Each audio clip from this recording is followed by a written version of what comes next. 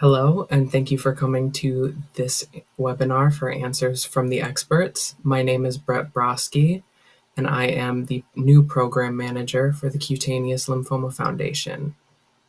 This is a Q&A, so feel free to enter your questions using the Q&A tool in the Zoom, and we will be putting this recording up on our YouTube channel. I would also like to thank our donors. Without this, our programs would not be possible. And I would like to now introduce our two doctors, Dr. Paola Ghione and Dr. Shamir Geller. Dr. Ghione is the assistant attending physician at Memorial Sloan Kettering, and Dr. Geller is the associate attending physician also at Memorial Sloan Kettering. So now let's meet them. Hello, once again, I'm Brett Broski. I'd like to thank Autumn, who is stepping down, and I will be taking over her role in doing these programs from now on. So thank you, Dr. Geller, for coming on here and participating. Thank you, Brett, for having me. And thank you also, Autumn, for your very dedicated work along the years for the foundation and the patients. And thank you, Dr. Ghione, for also participating today. Thank you, Brett. I'm happy to be here. All right. Well, I guess we'll get started and getting in some questions. Make sure to put your questions using the Q&A feature. And also remember that these are not second opinions for personal, very specific problems.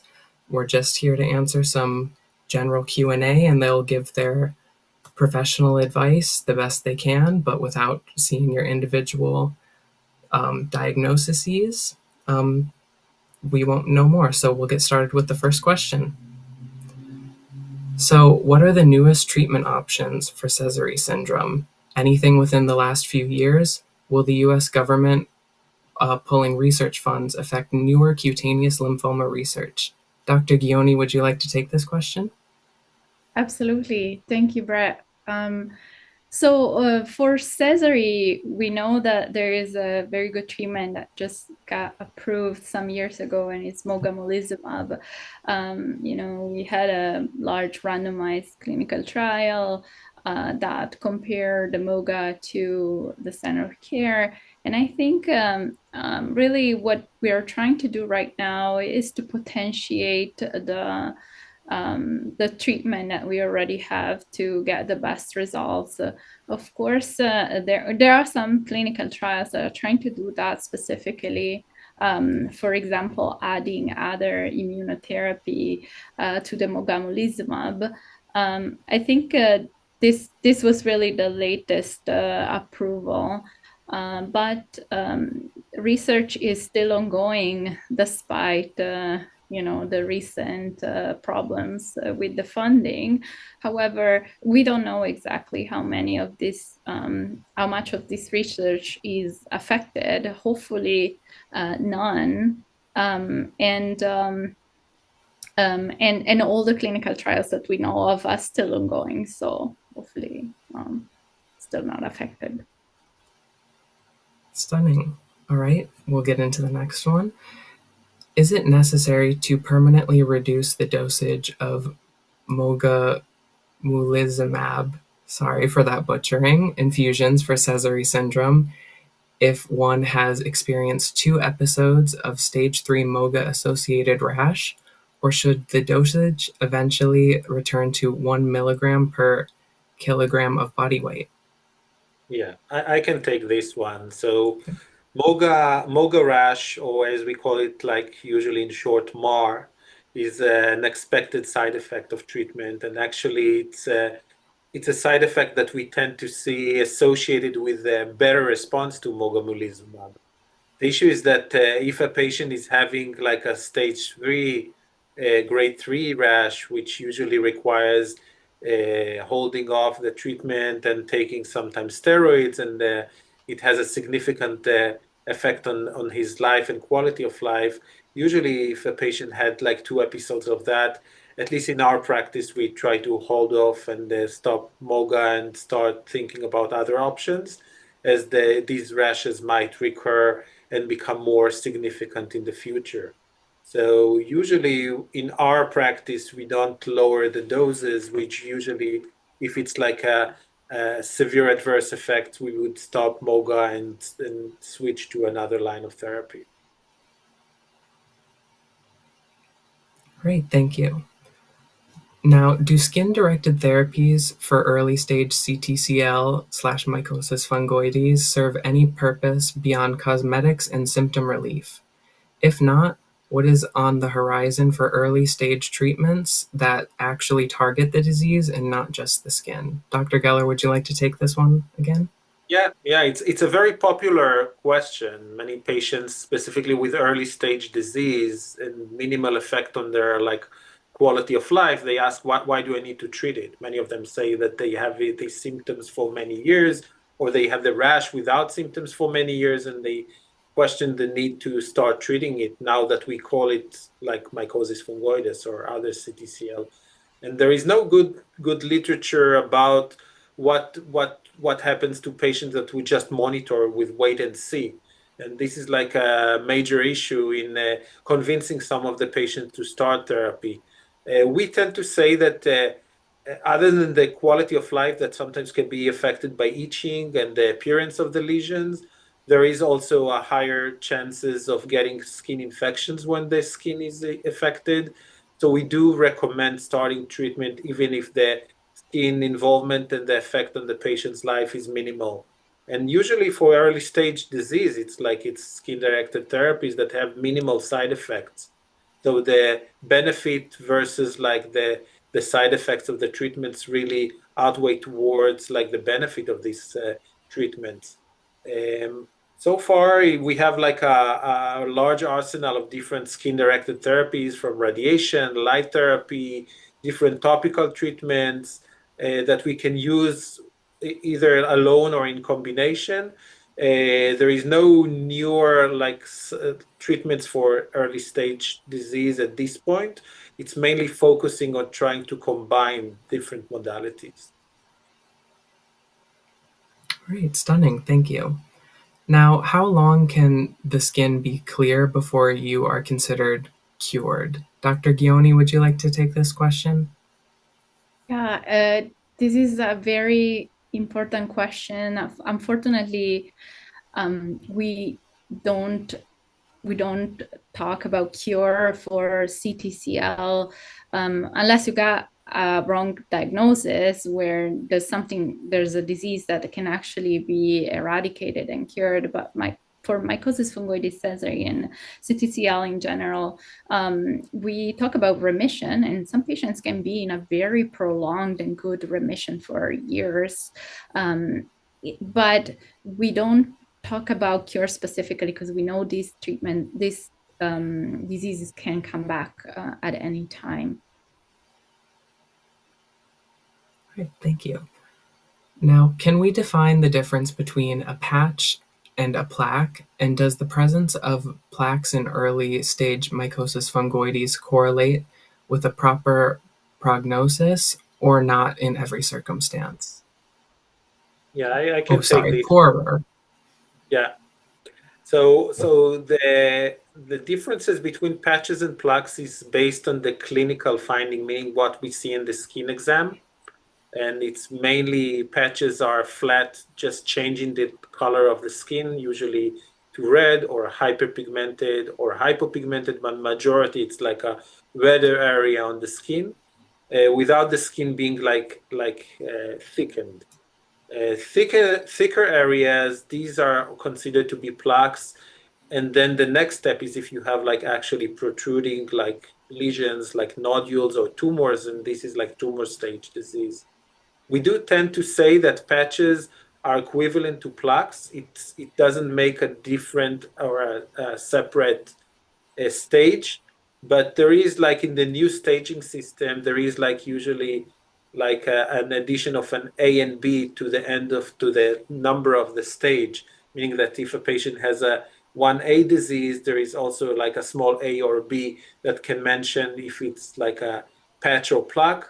We don't have official or specific treatments for the differences between them. There is a tendency to say that plaques is associated with a poor prognosis, but again, it's very hard sometimes to differentiate between that because some plaques are very flat and they're actually appearing more like patches. So I don't tend to differentiate the prognosis based on patches versus plaques. When we talk about tumors, that's completely different. Tumors, it's a different disease and usually requires like a more like systemic therapies and more aggressive therapies.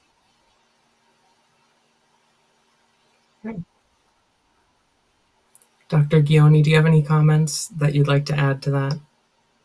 I agree. Yeah. So we don't necessarily know that there's a difference between the prognosis of a plaque or a patch. There is, though, when the patients get into higher stages where there's tumors or even lymph nodes or involvement of the rest of the body, then we need probably more systemic therapy and sometimes even chemotherapy and a transplant. Yeah, I would add also that if a patient has like a patch disease and suddenly he has like a thicker lesion and it's a plaque, he shouldn't be worried about that. It's not that his disease is progressing or becoming worse. We consider that as the same disease. Again, that's different if he does develop tumors. When usually it's very, very easy to differentiate between the tumors and the patch stage. But plaques and patches, this is not something that considered and should be considered as progression of disease. Great, thank you. Now, is CD8 positive mycosis fungoides generally considered an indolent variant, and is it believed to respond more favorably to skin-directed therapies? How can we differentiate CD8 plus MF from other more aggressive variants? I can take this. I don't think we have great data about this. We've been seeing, CD8 positive MF used to be a kind of a rare entity. I always joke with Dr. Geller that we've been seeing more and more of these cases. I wouldn't say that really I see a difference in how they behave clinically, and we don't really have a lot of evidence that that's true. I don't know if Shamir, you want to add anything about it, but I wouldn't really classify them into different baskets. Yeah, I agree. I think that, what we do see is that sometimes patients who have hypopigmented MF, meaning like MF and mycosis fungoides with lesions that are lighter compared to the patient's complexion, these have higher tendency to be CD8 positive. And then hypopigmented MF is an entity that is better responsive to light therapy and is considered as a more indolent. So I think because of that, there is this connection between CD8 and indolent disease. But we do see sometimes patients also with CD8 disease that is behaving exactly the same as CD4 positive. It is important to differentiate, like I think the writer of the questions mentioned, like the more aggressive forms of CD8 positive T-cell lymphomas. There is an aggressive form that can be very, very rapidly growing and can become like very, very even become like life-threatening, and in some cases requires aggressive therapy with chemotherapy. And we differentiate that from CD8 positive mycosis fungoides based on both the biopsy and also the course of disease. Course of disease in these cases is much faster. MF usually it's a matter of like years, and in these cases it's a matter of like a few months that disease develops rapidly. So it's it's usually not so hard to differentiate between these entities. Yeah, and I would say for these cases, I even more than usual try to do scans to make sure that we're not missing on any systemic disease. Great, thank you. Very thorough. So this person is a 35-year-old female with MF. What correlations can be made about autoimmune diseases and or weak immune systems and CTCL? Further, is there a correlation with having autoimmune or weakened immune system and CTCL progressions? Dr. Geller, would you like to take this one? Yeah, so many patients, they question about this, because CTCL it's a lymphoma of your immune cells there, and some patients have either what they consider as a weak immune system, that they are more prevalent to infections, etc. And some patients have a more active immune system, like autoimmune processes. So there are many times questions about the correlation between lymphomas of immune system and the activity of the immune system. And actually, there is no direct connection. We both have patients who have like a more of a susceptibility to infections and have also cutaneous lymphoma. And we have patients who have like autoimmune processes like rheumatoid arthritis or Crohn's disease and have CTCL as well. There is no direct correlation between the two, and we do see that either way can work. Interestingly, there are some treatments that can target both conditions, both autoimmune processes and the CTCL. And when possible, we try to combine the treatment for both conditions. Great, thank you. So this person was just diagnosed with MS from a biopsy last week, and then they have an appointment with a specialist soon. What questions should they be asking their doctor? Also, some additional information. They have a 2-month-old, so they're worried about how treatment might impact breastfeeding. This is a good question. I think that the first question to ask your doctor is to make sure that there's a confirmation of the biopsy, so that we have some sort of pathology review where expert pathologists look at your biopsy and confirms that this is the case. And then I think there are some treatments that really don't affect breastfeeding, but usually we consult with our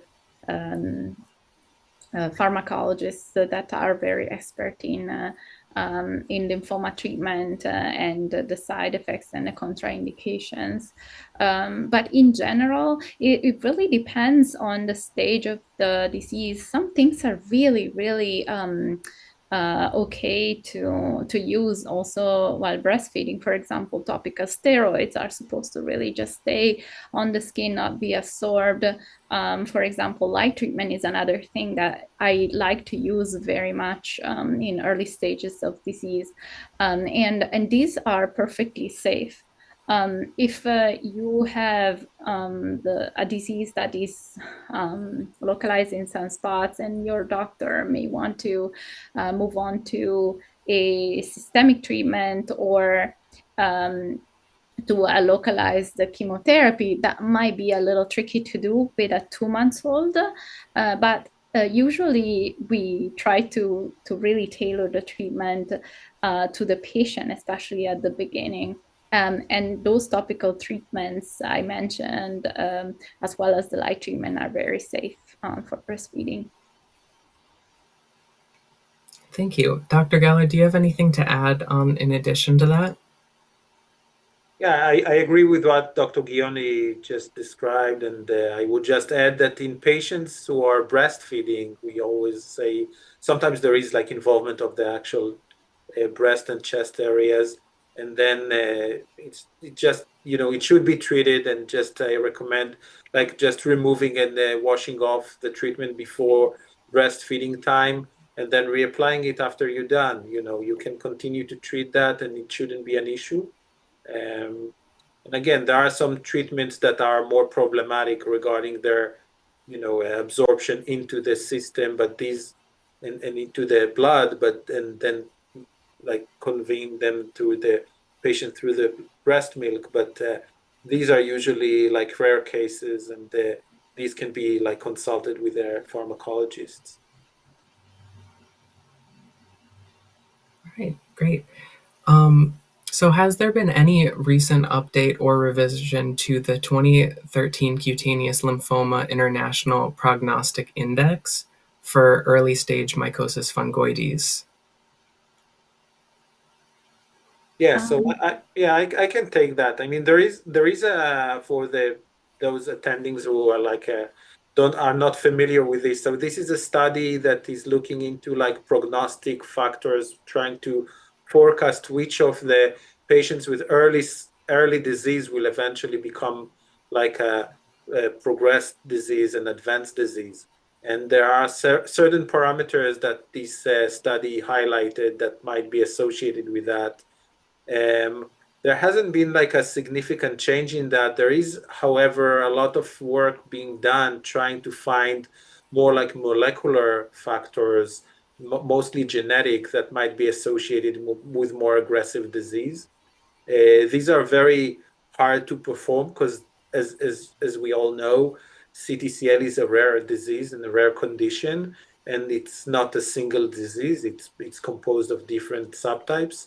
So we need more patients, and there is an effort trying to see if there are certain like molecular findings, mainly like markers that are appearing on the cell markers and can be assessed with the pathology analysis, or genetic, meaning that there can be assessed through analysis of DNA or RNA. And these are studies that are recently are actually like being worked on in the recent years, and hopefully there will be more development regarding these. But regarding the CLIPI prognostication factors, it's not something that we use much in the clinical daily work. Yeah. Paula, you have anything you think about prognostic factors? Yeah, no, I think the staging remains still the more important factor that plays into the decision of treatment, what to do, etc. So I think, and we are working on that with a panel of experts internationally, myself, Dr. Geller, Dr. Zane, and we are trying to improve on that, because we think probably the staging also has to be improved a little bit. But yeah, I would say the CLIPI is not something we use routinely. All right, thank you. So this person's brother was diagnosed with Sezary last year. What are the best current courses of treatment? And is there anything new going through FDA approval processes right now? Dr. Ghione, would you also like to take that one? Sure, I can take that one. I'll start with the FDA process. I really don't know if there is something in the works from the FDA, probably not from us.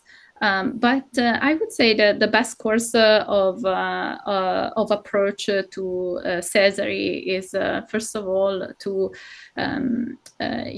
give some systemic treatment for sure that should address both the blood component and the skin component. The mogamulizumab is a good option, which we like to use treatment that uses the immune system, such as moga. Photopheresis is another great option early on, because we think that the person immune system may still be intact and work well. So those are kind of my favorite approaches in the beginning. And then there are other things that may work if the situation is stabilized and the patient is relieved from the symptoms. And for example, targeting is one option that I try to start in patients, because ultimately this is a chronic status, is a chronic disease. We're not curing it unless in rare cases we could do a transplant from another person. a transplant of bone marrow. But for some patients, this is not the case. And also, some patients really stabilize the disease and they can stay on mild treatments for a longer time.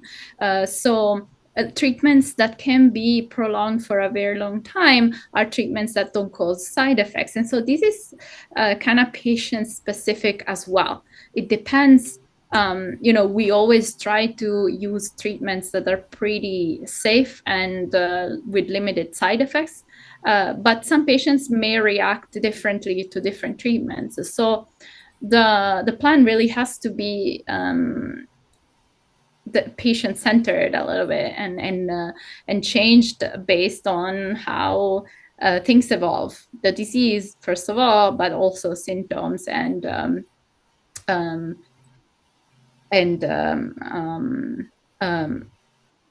response. Right, thank you. So we are at about a halfway point. So for those watching, if you have any questions, please put them in the Q&A and we'll try to get to as many of them as we can. With that being said, is there a chemo treatment with multiple sessions of injections or chemicals? Yeah, I can answer that. Yeah, so there are some chemo treatments that we do, especially for advanced disease or even transformed disease, when we have a cutaneous lymphoma that has gone inside of the body, especially in the lymph nodes or in other organs. Then what we try to do is really to control the disease with chemotherapy and then get the patient to a transplant from another person. Now, if we haven't tried other approaches before, we could also treat the patient with non-chemotherapy options. The goal of this is really to get the disease under control so that we can get to consolidation, right? Which is usually a transplant from another person. So chemotherapy works, but it doesn't work for a very long time. We have experience that it can clean out the skin pretty nicely and also work on the inside of the body. But it's never my first choice for these patients because I know it's not something that, because of its side effects, can be done for a very prolonged time. There are some approaches with low doses chemotherapy that can be also done by mouth. And so these are probably approaches that can be done for longer time than 6 months or so. But in my opinion, when we do systemic chemotherapy in the vein, there has to be a plan for later on, whether that is a transplant from another person or maintenance with some other treatment that is less toxic. It's important to highlight here that the chemotherapy and what Dr. Ghione just described, transplantation, this is relevant for really minority of the patients. Majority of the patient and probably also majority of the people who are watching, they have early stage disease involving the skin only. Just patches and plaques. We know these are the numbers that we see both in our clinics and also from larger studies and larger registries. And they will never develop into a systemic disease and will never require systemic therapies and chemotherapy. Luckily, we do have many options, like Dr. Ghione mentioned, if disease does progress and requires more therapies. But I don't want to create an impression that eventually everybody is getting to a chemotherapy treatment, because this is not the situation. It's extremely rare, and majority of the patients will never require this. Absolutely. Thank you.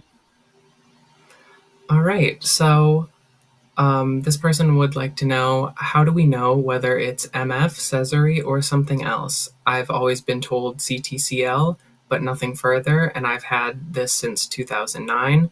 And most recently, now I've just removed a subcutaneous T-cell tumor.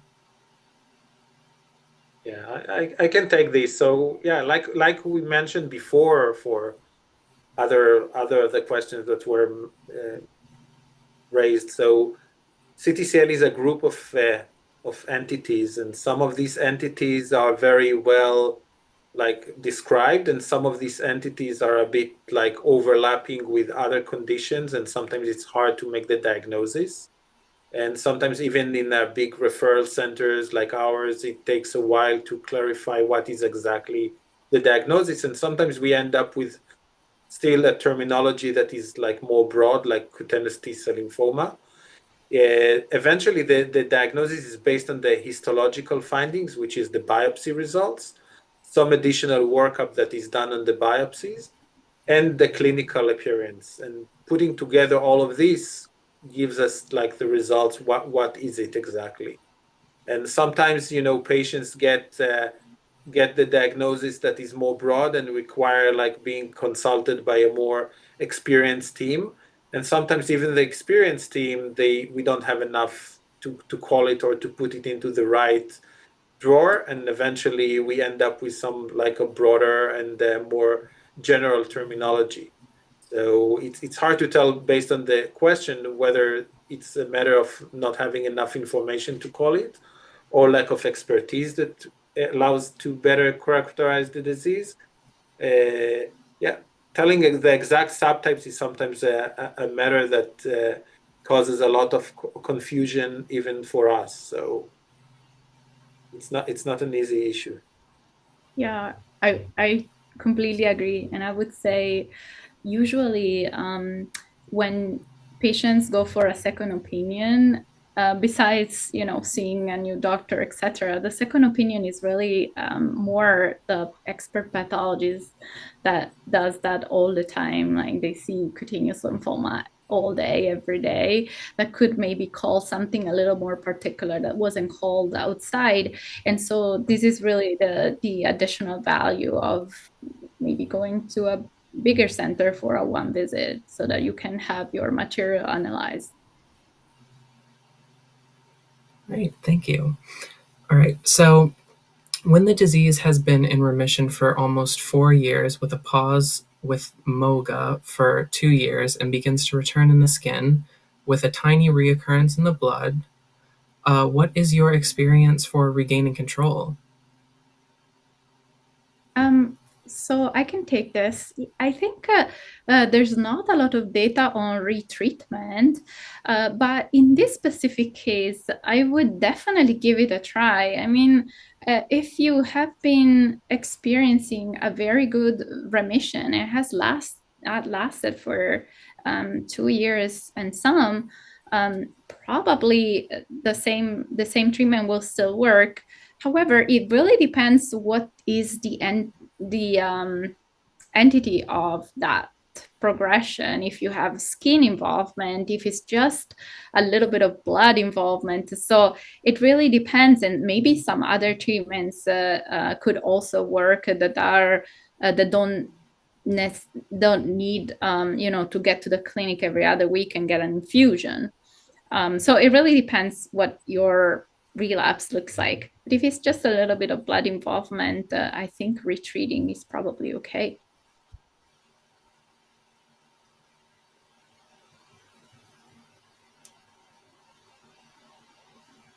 Right, thank you. So, what are the newest treatment options for? Oops. I think we went over this one already. Yep, I think we went a little far back, but we can go ahead and let's see. All right. So, what are your thoughts on lacutamab versus moga? That's a good question. I think unfortunately we don't really have the lacutamab study here, and so my experience very limited with that.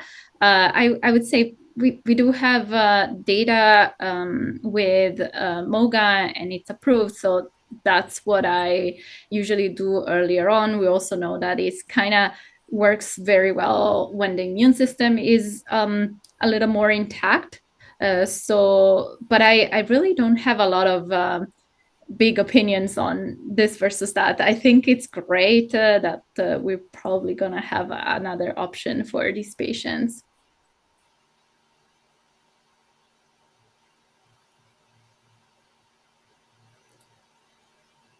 right. So next is, what is the true percentage of progression in early stage mycosis fungoides in 2025? And has the risk improved over time through better understanding or treatment approaches? So I guess I'll toss this to either of you. Yeah, I can take this. So I think I mentioned that before also. So like treatment in early stage disease is mainly like to maintain the symptoms. We don't have a lot of information. This is like preventing eventually like progression of disease. We still tend to say nowadays that a patient who has early stage disease, meaning it's only on the skin, it's less than 80% of the body surface involved. Usually it's much less than that.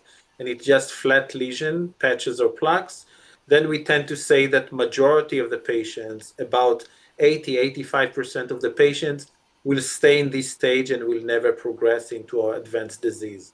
We'll never have blood involvement. We'll never have lymph node involvement, neither tumors or like there's entire skin involved.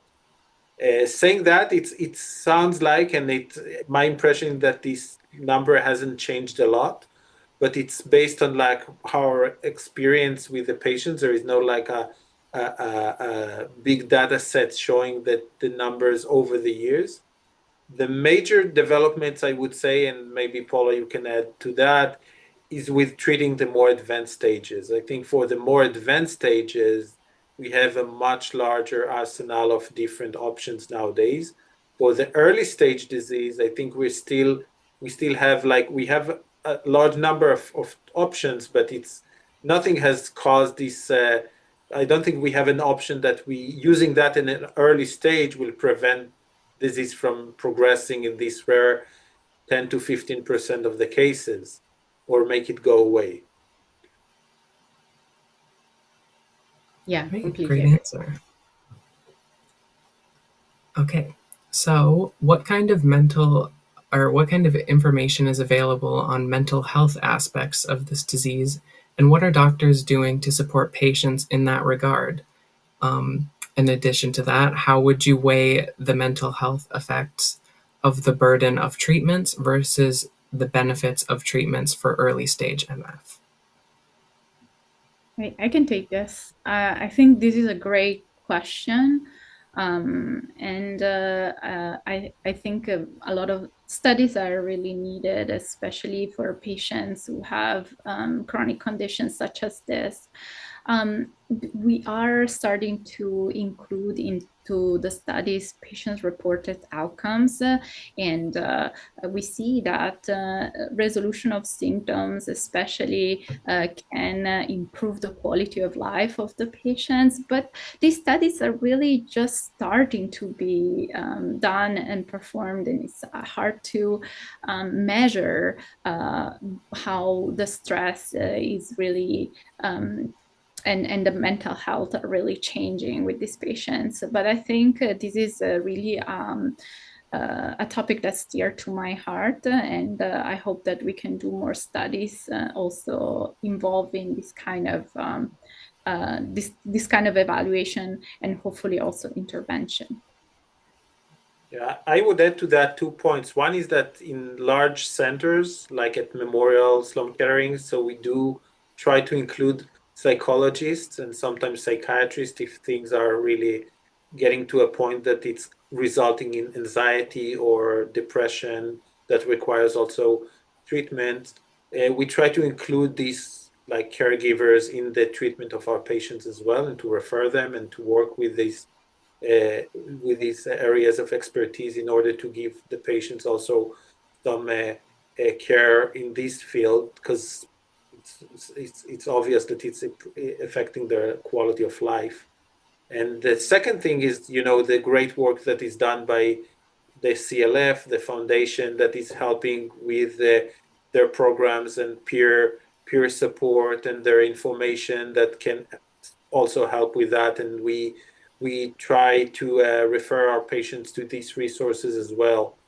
So definitely it's something that is like in our radar, and we are definitely inquiring the patients about their mental status and their mental effect of the disease and the treatment. Some of the treatments sometimes are very significant in this field, also causing a lot of distress or like affecting the mood of the patient, their caregivers, the family. So it's definitely things that we pay attention to. Definitely, like Dr. Ghione said, we need more data, like evidence on that through research. Right. Thank you both for those answers. So the next question is, most doctors say that patients in early stage disease can expect to live a normal life expectancy. Is this correct and true? I would agree. I think that very early stage disease, if it stays constant, is under control, and the patients are using only topicals, it really can be a disease that where you see your doctor once a year and everything goes well. So I would agree with that. Right. Dr. Geller, do you also agree or have any other thoughts on the matter? Yeah, usually I say to patients these three things when they're just diagnosed with early disease. First is that this is a chronic disease. Unfortunately, neither anyone else have the ability to make it completely go away and to get them into cure. And we mentioned that. The second thing is I say that this disease is not going to affect their lifespan. Whatever plans they have, long-term, short-term, they usually can continue do all of that. They don't have a shorter life expectancy if they are diagnosed in early stage disease. And then I said that saying that, two things, they do need to be under monitor because they do have this risk of 10 to 15% of developing a more like significant and aggressive disease, which again, we have good options. We discussed some of them now to treat these and get them under control. So definitely early stage disease, patients should expect to have like a chronic condition that requires a very long chronic interaction also with a dermatologist or oncologist, but it shouldn't affect their lifespan. Right. Thank you. So next question is, how are the stages of lymphomatoid papulosis distinguished?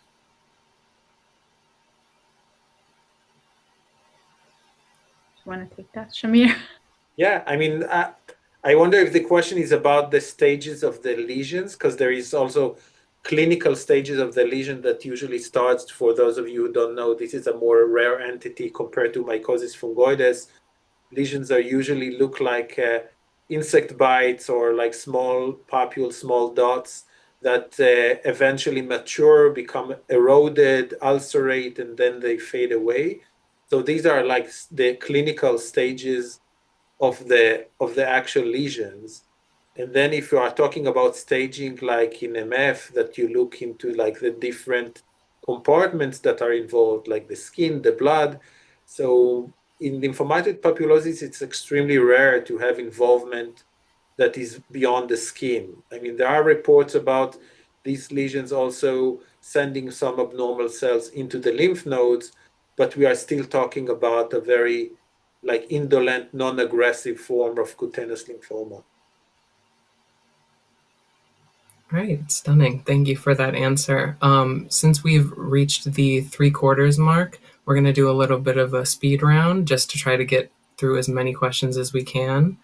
So, that being said, could my regimen of daily exercise, weight training, a healthy diet, and natural skincare meaningfully impact the course of my disease, or is its influence negligible? I can take this. I love these questions from the patients. I think, if you have a healthy lifestyle, that's gonna really help you no matter whatever you're gonna face in your life. We do know that exercise can slow the growth of some slow growing lymphomas.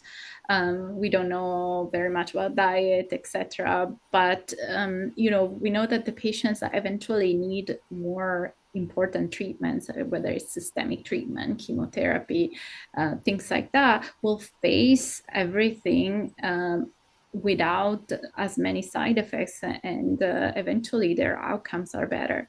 So I do, when I interact with my patients, I do always encourage them to lead a very healthy lifestyle, and exercise is really an important part of it. Ultimately, we don't know 100% if this applies as well to mycosis fungoides and CTCL specifically, but there is something there that makes so that exercise really helps in general with chronic conditions. So I would definitely, between the choice of not doing anything or exercising, I would definitely do that. And the healthier you are, the better you can face anything that will come your way. Okay, great. So this next question, you both kind of answered or touched on a little bit from a previous question. But in early stage disease, the saying goes, "You will die with it, not from it." Does this still apply to those in their younger years as well? Yes, I mean, we are actually looking now at this. We have like a multi-center study looking into patients of younger age, like young adults and teenagers who have this disease. And definitely this population is even more significantly has a very indolent, non-aggressive course of disease. So it's still true nowadays. And again, and like what I say to patients, eventually, if it does end up in becoming worse, we have nowadays more and more tools to help them. So it is true. All right. So what is the treatment protocol for the recurrent cutaneous B-cell lymphoma? So it really depends how the B-cell lymphoma, like the subtype of the B-cell lymphoma, and how it behaves, how it comes out. So the vast majority of the B-cell lymphomas in the skin are marginal zone or follicular lymphomas, and they tend to come out as tiny nodules in the back or the upper arms. Usually, either if they are cosmetically annoying, we radiate them, or if the patients have symptoms, we do a little bit of radiation. In our institution, we do really 2 grays of radiation, which is a minimal amount. And our radiologists are very comfortable with that. But they can also be observed if the patient doesn't have any symptoms at all. I've been observing patients for many years with 1 or 2 nodules in the back and really not having any symptoms from that. Some patients may have lesions in areas that are not cosmetically pleasant. And so in that case as well, we've been having very good responses with the minimal amount of radiation. Right. So is follicular tropic mycosis fungoides more resistant to skin-directed therapies than classic MF? Yes, I can take that. So folliculotropic, meaning that the lymphoma is not only on the upper layers of the skin, but also the cells infiltrate the hair bulb and the hair follicle, which lies a bit deeper in the skin. And therefore, when you apply topical therapies like creams, it has less effect on this deeper portion of the skin. And then they are usually more resistant to topical therapies, including also certain types of light therapy that don't get beyond like the upper layers of the skin. So these cases many times require other modalities like radiation or inclusion of some oral systemic therapies like bexarotene in order to get them under better control.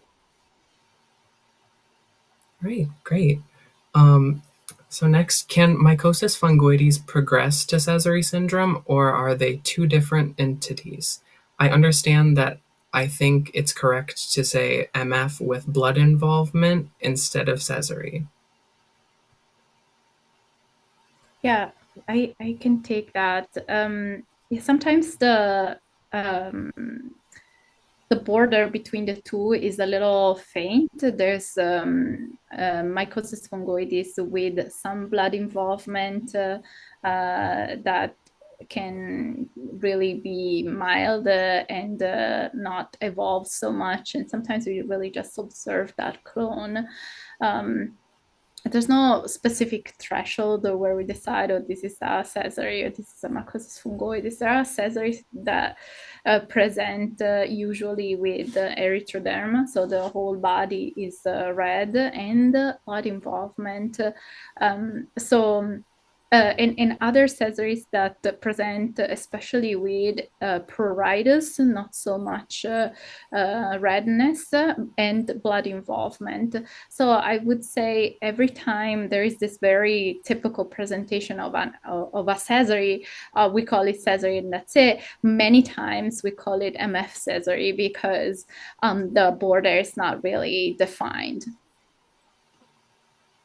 I will add to that that also on the molecular level, there is once in a while there is a new study showing that the cells in Sezary in the blood and in MF in the skin are very different from each other. And then another, research showing another study showing that they are very similar to each other. So it's a matter of phases, putting together as a spectrum versus saying that these are two different entities. Eventually, the treatments are very similar, so we tend to consider that as an MF/Sezary syndrome, like Paola just mentioned. Yeah, but I remember studying in medical school that they were two very different entities and that the Sezary always has a very bad prognosis while the mycosis fungoides is so always indolent. So I think there has been a little bit of confusion about that, and we tend to, because we treat them very similarly, we tend not to distinguish so much as much as the book would tell you. Well, just a follow-up to that, has the prognosis for Sezary also improved with given like new treatments and new research? Yeah, I think we are seeing more and more effective treatments for Sezary. So I do believe there might be a long-term improvement in the outcomes in general. I haven't seen an epidemiology study really looking at that specifically, but I think more is coming because we are doing a lot of studies in that direction in a multi-center fashion. Okay, thank you. So we have about time for a couple more questions, so we'll just get to those right now. So is the exposure to sunlight worth the effort? Is the 5 minutes well spent?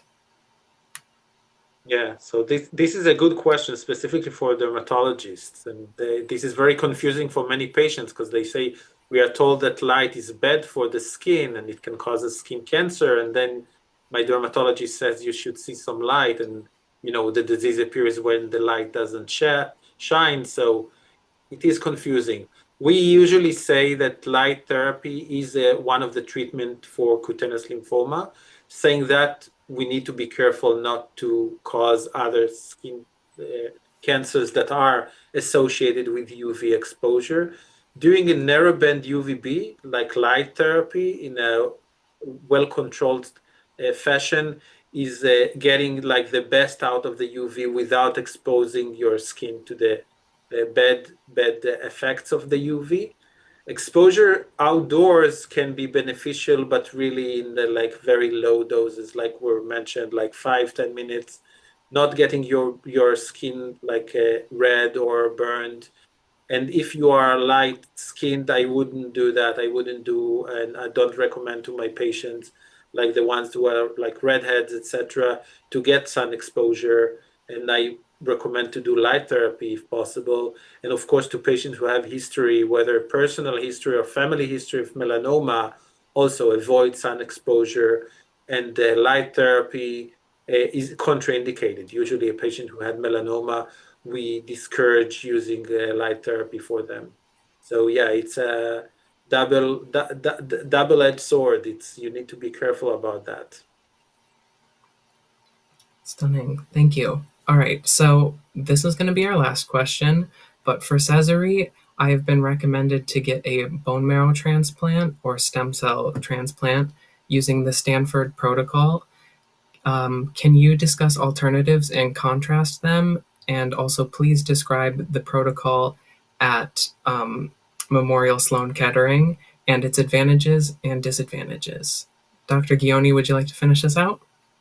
Yeah, sure. I mean, Stanford has developed this very specific protocol for patients with Sezary that includes skin-directed therapy and radiation, which is, in my opinion, is probably a very good solution for patients to go to transplant from another person.